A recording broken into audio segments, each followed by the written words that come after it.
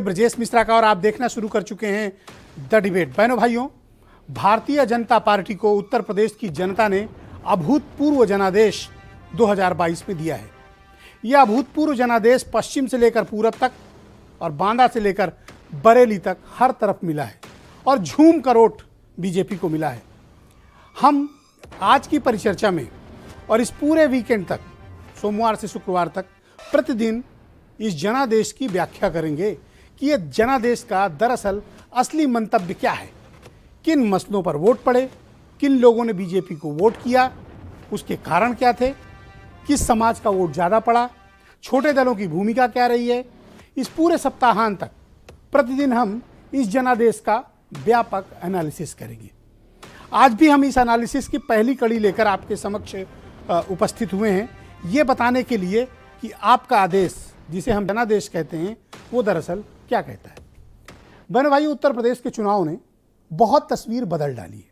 उत्तर प्रदेश की राजनीति को नए सिरे से परिभाषित कर दिया है और इस प्रकार से परिभाषित किया है कि यूपी की राजनीति अब से पूरी तरह से बदल चुकी है। यूपी की राजनीति अब 44% वोट शेयर पे खड़ी हुई है। अगर आपको उत्तर प्रदेश की सत्ता हासिल करनी है तो वोट शेयर आपको 44% कम से कम लाना पड़ेगा। कभी 26, 27 और 28% पर उत्तर प्रदेश में सरकारें बनाने वाले दलों के लिए ये एक नया बेंचमार्क है 44% का। इसको अचीव करना पड़ेगा, तब आप सरकार बनाने की स्थिति में होंगे। बीजेपी ने इस पूरी लड़ाई को 44% पर लाकर खड़ा कर दिया है। इसमें छोटे दलों की भी भूमिका को आप इग्नोर नहीं कर सकते। इसमें महिलाओं की भूमिका को भी आप इग्नोर नहीं कर सकते हैं। इसमें भारतीय जनता पार्टी के शासन और मुफ्त वितरित किए गए राशन की भूमिका को भी बिल्कुल इग्नोर नहीं किया जा सकता है। तो इस बार का जनादेश क्या संदेश लेकर आया है, यह जनादेश क्या कहना चाहता है, इस जनादेश के जरिए राजनीति में क्या तब्दीलियां आने वाली हैं और क्या आई हैं, और आने वाला 5 साल उत्तर प्रदेश में यहां की राजनीति में क्या परिवर्तन संभावित हैं।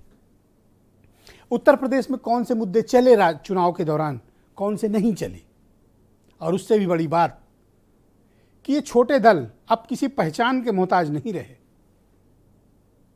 ये बहुत भारी हो गए हैं और ये बड़े दलों की कीमत पर तैयार हो रहे भारी पार्टियां हैं जो आने वाले वर्षों में और आने वाले वक्त में उत्तर प्रदेश की राजनीति में एक नया इतिहास लिखने वाले हैं।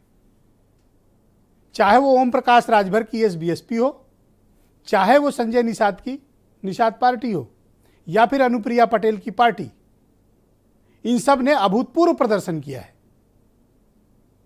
और ये अपने मतदाता को अपने साथ जोड़े रखने में इस लहर, इस आंधी, इस सुनामी में भी कामयाब रहे। ये इनकी यूएसपी है और इसको, इस सच्चाई को स्वीकारना पड़ेगा।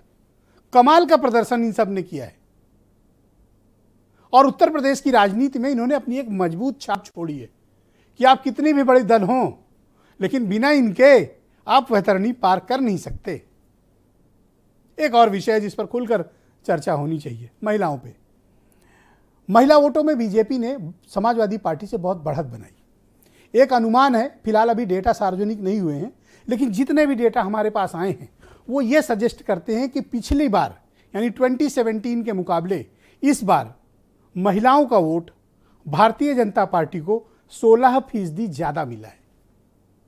हम पूरी डिबेट बहनों भाइयों आंकड़ों, तथ्यों के आधार पर कर रहे हैं, इसलिए इस जनादेश को डिकोड करना बेहद ज़रूरी है कि यह जनादेश इस प्रकार का क्यों आया, इसके पीछे के कारण क्या हैं, बीजेपी को बढ़त कहाँ मिली, चूक क्या हुई, विपक्ष को कहाँ बढ़त मिली और विपक्ष से क्या चूक हुई। एक विस्तृत विश्लेषण का अब वक्त है ताकि हम उत्तर प्रदेश की राजनीति को समझ पाएं, यहाँ के समाज को समझ पाएं और इनके बीच क्या मुद्दे चल रहे हैं और इनकी सोच समझ पॉलिटिकली या सोशली या इकोनॉमिकली क्या है, इसको समझने में हमें तथ्यों के आधार पर अगर हम डिबेट करेंगे तो हमें बेहद आसानी होगी।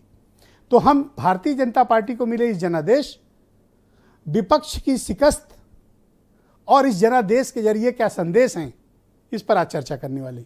मेरे साथ भारतीय जनता पार्टी के प्रवक्ता आलोक अवस्थी हैं, सुरेंद्र राजपूत कांग्रेस से हैं, दीपक मिश्रा पीएसपीएल यानी गठबंधन के प्रवक्ता हैं, रोहित अग्रवाल राष्ट्रीय लोकदल से हैं और दो बहुत ही मशहूर पत्रकार विनोद अग्निहोत्री और संजय बेचन जी और वीरेंद्र